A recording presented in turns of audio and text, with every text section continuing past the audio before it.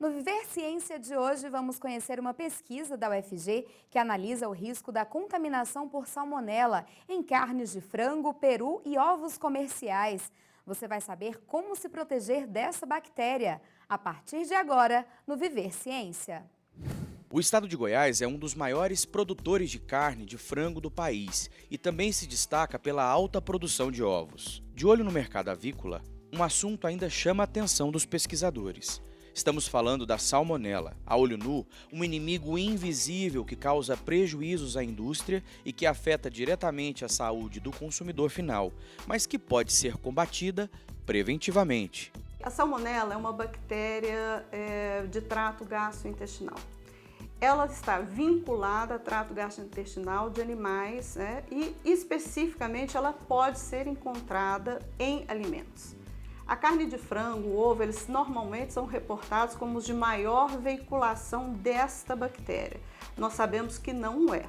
Mas, especificamente, o nosso estudo visa fazer uma identificação do que nós temos na carne e do que nós temos no ovo.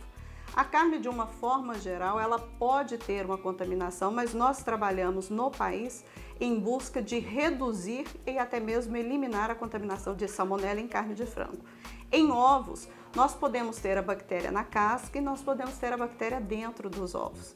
Por isso, a necessidade de um processamento em cozinhas industriais ou cozinhas residenciais que destruam essa bactéria em função do cozimento, em função dos procedimentos adequados realizados em cozinhas.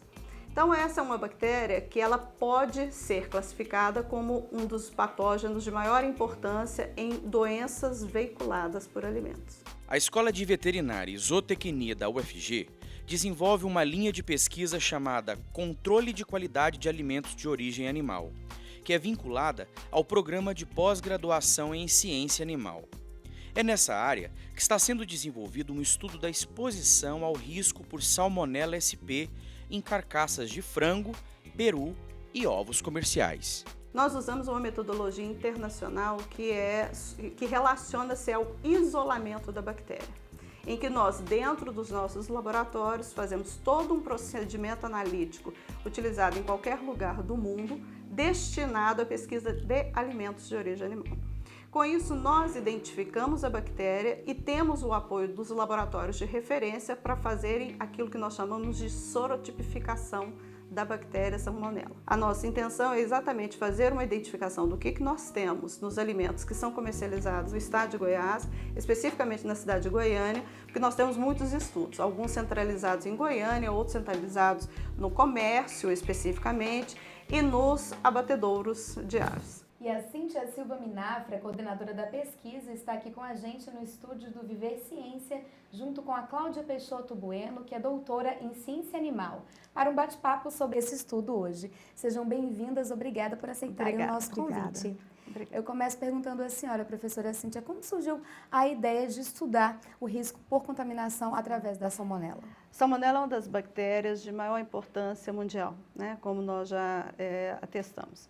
Ela pode ser veiculada, né, em vários tipos de alimentos, particularmente nós avaliamos a questão de produtos de origem animal. A questão da intenção de estudo é porque quanto mais nós estudamos salmonela, as formas de contaminação, o contexto de adaptação dessa bactéria nas matrizes alimentares, mais nós sabemos que muitos estudos nós ainda precisamos ter. Essa nomenclatura, Salmonella sp, existem vários tipos de salmonela ou é um tipo só? Existem duas espécies, especificamente para uma espécie que é a Salmonella entérica. Nós temos 6 subespécies, mas de uma subespécie, que é a Salmonella entérica, subespécie entérica, nós temos aquilo que nós chamamos de sorovares, que são hoje classificados como mais de 2.700 sorovares registrados. Daí a importância de entender os mecanismos dessa bactéria, de conhecer quais os sorovários ou fórmulas antigênicas que podem ser veiculadas em alimentos de origem animal. Professora Cláudia, de que forma ocorre a contaminação dos alimentos com a salmonela? Bem, a salmonela ela é uma enterobactéria. Ela está presente no trato gastrointestinal dos animais e homem. No projeto, né, que nós estamos mencionando, foi analisado frangos. E a forma de contaminação, a potencial forma de contaminação, na granja, né, o animal contaminado, pode ter o próprio pintinho chega contaminado, é o que a gente chama de contaminações cruzadas, isso pode acontecer ali na granja durante a produção, a alimentação desses animais, a ração contaminada. Quando esses animais vão ser abatidos nos matadouros frigoríficos, a contaminação ela é pelo processo produtivo. A senhora coletou amostras nas granjas também, no mercado de Goiânia? Como que funcionou essa coleta de amostras? Nós temos um projeto grande com vários projetos associados. Nós trabalhamos com a salmonela em granjas, nós trabalhamos um grupo grande que faz parte da Escola de Veterinária, que nós temos um envolvimento da Faculdade de Nutrição, da Engenharia de Alimentos da UFG e também agora da Universidade Estadual de Goiás. Com isso, nosso grupo, nós temos a intenção da capilarização da pesquisa. Para tanto, nós utilizamos a identificação daquilo que nós temos nas granjas, do que nós temos saindo da granja, indo para o abatedouro, e do que sai do abatedouro, que é liberado para consumo humano e que vai para as gôndolas do supermercado. Então, nós temos um traçado desde o momento da incubação dos pintinhos ou das poedeiras até o momento da exposição do frango, dos cortes cárneos e também dos ovos. Daqui a pouco a gente fala desses resultados. Quer participar do nosso programa? Envie uma mensagem para o nosso Twitter ou Facebook e acesse a nossa página na internet. O Viver Ciência vai para um rápido intervalo. A seguir, você vai conhecer o trabalho dos órgãos de fiscalização no combate à contaminação de alimentos por salmonela. A ciência é viva sempre. A ciência é viva quando a gente vive a ciência, quando tiver conhecimento, para a gente estar pesquisando e podendo expandir a área da ciência.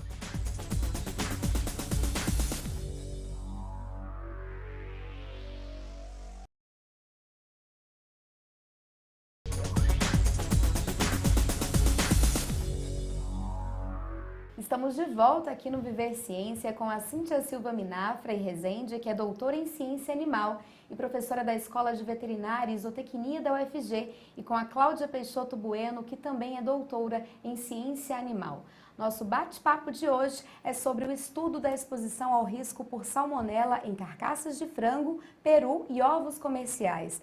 Você vai ver agora de que forma os órgãos de fiscalização trabalham para combater a exposição de alimentos ao risco por salmonela. Acompanhe nossa reportagem.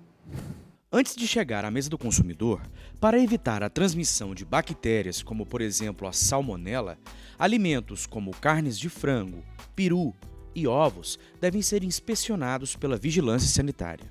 O papel da vigilância sanitária é verificar a procedência, desses alimentos, principalmente ovos e frangos, resfriados ou congelados, o armazenamento dele, no caso o acondicionamento, tanto em questão de temperatura quanto a armazenagem dele, como ele está disposto nas prateleiras, nos balcões refrigerados, dentro da câmara fria. Quando a gente encontra uma irregularidade, vai acontecer a apreensão do produto, porque não está conservado em temperatura adequada, tem que ser recolhido, eu não posso deixar no mercado para alguém consumir.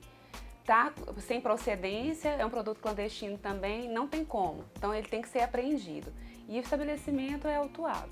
A fiscal de saúde pública da Vigilância Sanitária explica ainda quais são as condições ideais para armazenar os alimentos e de que forma as pessoas podem ficar atentas. Um frango resfriado é até 5 graus, o congelado, de acordo com a especificação do fabricante, pode ser menos 12 graus ou menos 18. E no caso dos ovos, não tem uma legislação que especifica a temperatura dele. Apenas há uma recomendação da Anvisa que ele tem que ficar em ambiente refrigerado, mas é uma recomendação, não é obrigatório, por isso que a gente encontra hoje nos supermercados em temperatura ambiente mesmo.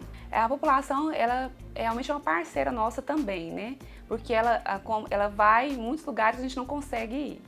Então tem que ver as condições que está sendo armazenado. Em casos de ovos, quando ela abrir a cartela de ovo, o ovo tem que estar todo limpinho, não pode ter nenhuma sujidade, nenhuma trinca, não pode estar quebrado, No caso do frango, se estiver descongelado, se estiver com muita água, o freezer misturado, outros tipos de alimentos junto com o frango, a população pode denunciar através do 156. Ela vai passar os dados daquele estabelecimento e a fiscalização vai até lá atender a denúncia.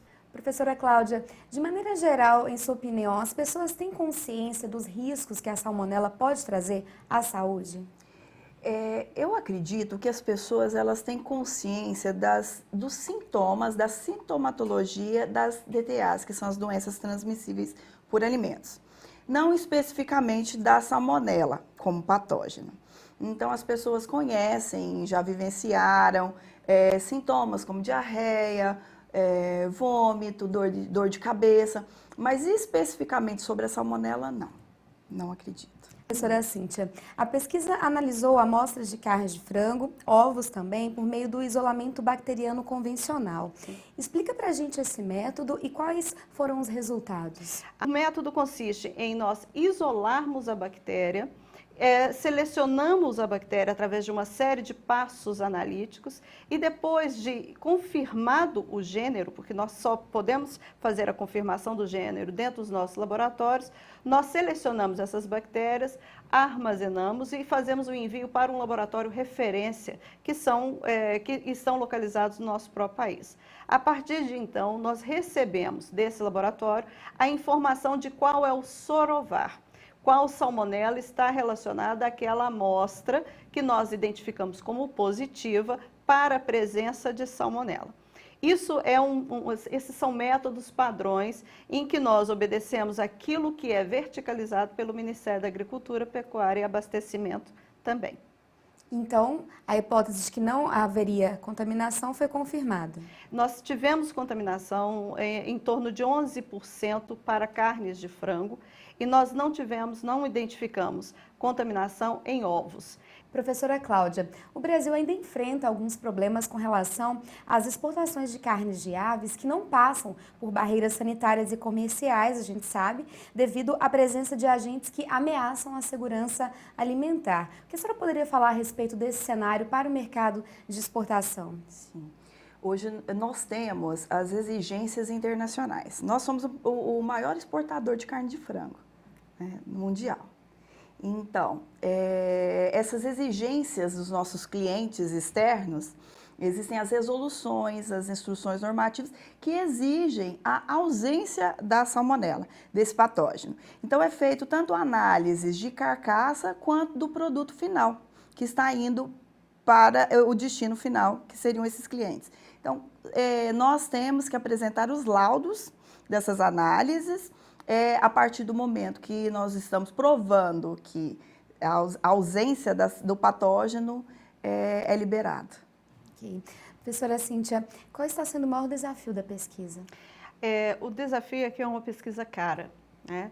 Normalmente nós submetemos os nossos projetos aos órgãos de fomento. Felizmente nós temos obtido aprovação, mas o fato de envolver essa bactéria, ela tem um roteiro analítico que é oneroso. E isso em função exatamente do grau de exigência que ela tem, inclusive para a própria identificação. Quais serão os próximos passos do estudo? Já há a intenção de ampliar a pesquisa? Nós vamos ampliar. Nós vamos estudar outras matrizes alimentares com outras espécies. Perus é a questão que será futura com relação aos nossos estudos. E especificamente com relação à salmonela, de uma forma geral, independente de qual a origem, se é de frango, se é de poedeira, se é de peru ou se é de outra espécie animal, nós temos a intenção de fazer a identificação, de fazer a verificação da diversidade, qual que é a variabilidade dessas salmonelas, dos sorovares que nós temos, ou dos tipos de salmonelas que nós temos em alimentos, e fazer uma definição de qual é o agente. Vamos para um rápido intervalo e em seguida continuamos nossa entrevista. Daqui a pouco no Viver Ciência, nossos convidados respondem perguntas de uma especialista e você vai ver ainda como é possível fazer pesquisa relacionada à medicina veterinária na UFG. Quando você termina o seu curso e você está com a sua dissertação ou a sua tese em condições de ser apresentada à banca, A legislação brasileira exige que a universidade ou a faculdade que oferece o curso de mestrado ou doutorado constitua uma banca e essa banca submete o candidato a um exame que se chama exame de qualificação. Então, o exame de qualificação é um exame que se faz antes da apresentação da tese e ele é feito a partir da apresentação da primeira versão da tese e ele é submetido a uma banca que vai dizer se o aluno, o candidato a mestre ou a candidata a doutor, está em condições de apresentar o seu trabalho e defendê-lo perante uma banca.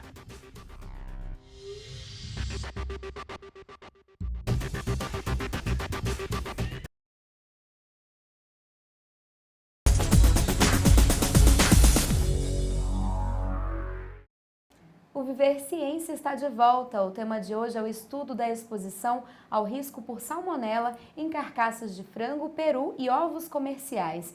Quem vai fazer perguntas sobre o assunto agora é a Maria Raquel Hidalgo Campos, que é doutora em Medicina Tropical e especialista em saúde pública. Quais estratégias esse projeto propõe para o esclarecimento da população quanto aos riscos microbiológicos no consumo de ovos crus ou mal cozidos? Pode responder, professora Cláudia. Professora Raquel, nós não trabalhamos, o foco desse trabalho não foi trabalhar com estratégias, mas o que a gente aconselha é que o ovo seja consumido cozido, né, passe por um tratamento térmico e não seja consumido cru. Vamos para mais uma pergunta. Um estudo realizado pelo Centro de Vigilância Epidemiológica do Estado de São Paulo constatou que grande parte dos surtos de diarreia são causados por Salmonella SPP, sendo que a Salmonella enteritidis é responsável por 43% dos casos. Você acredita que esta pode ser uma realidade em nosso estado? Por favor, professora Cíntia. Salmonella enteritidis, ela sempre foi classificada como um dos sorovários de maior frequência de isolamento em alimentos relacionados a surtos alimentares. No entanto, nós sabemos que muitos dados, em diversas regiões, especificamente em nosso estado, nós podemos ter uma variabilidade com relação a essa frequência. Nós identificamos em amostras que nós avaliamos, que nós analisamos especificamente, outros sorovários também potencialmente patogênicos, como Salmonella enteritidis. No entanto, essa frequência de 43%, aproximadamente, ela é extremamente alta e ela reflete o que tem ocorrido no país em algumas situações específicas, mas sobretudo fora daqui. Vamos para o próximo questionamento. Como os testes analíticos de isolamento e identificação deste patógeno, propostos nesse projeto, poderiam contribuir para investigações epidemiológicas junto aos órgãos de vigilância sanitária em nosso estado? Os métodos que nós utilizamos para pesquisa de salmonela, especificamente o isolamento bacteriano convencional, nós temos a identificação e o isolamento do agente.